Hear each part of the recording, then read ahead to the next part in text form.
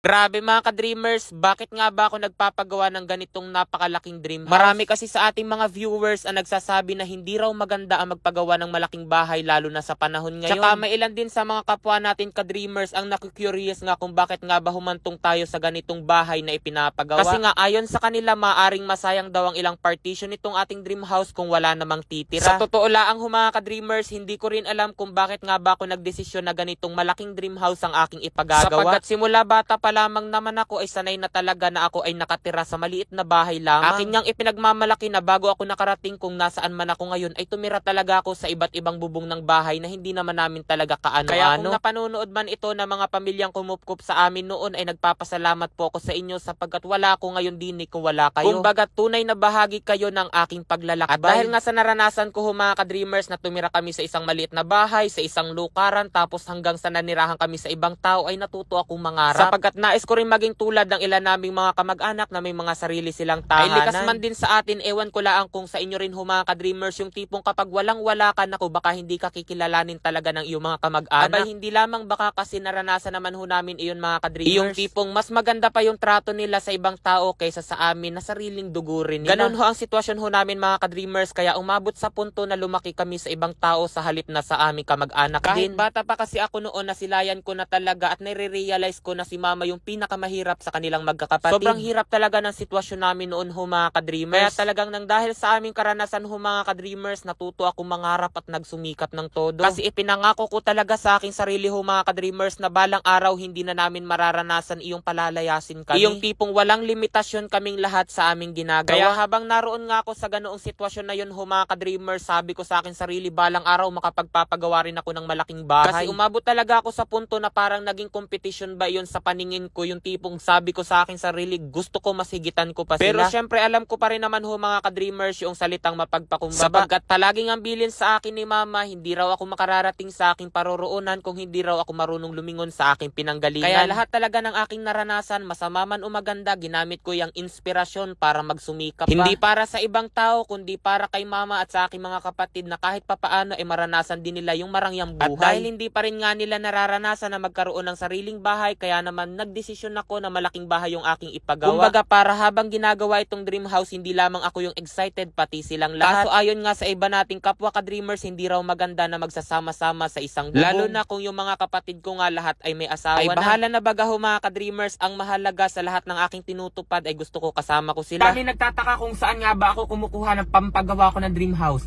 Dito lamang iyan kay PH Rush. Kasi rito, kawi-withdraw ko lamang ng 100,000 pesos. Tingnan nyo, pakita ko sa inyo kung paano kumita rito ng napakadali. Dito, Super Ace dito ang madalas kong laruin. Yan, play. 600, 400,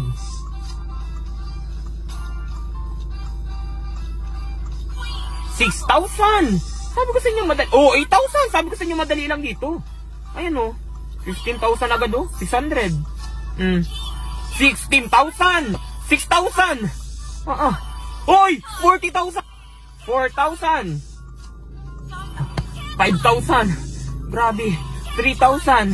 Ganyan dito sinasabi ko sa inyo. 16,500. Ganyan. 6,000.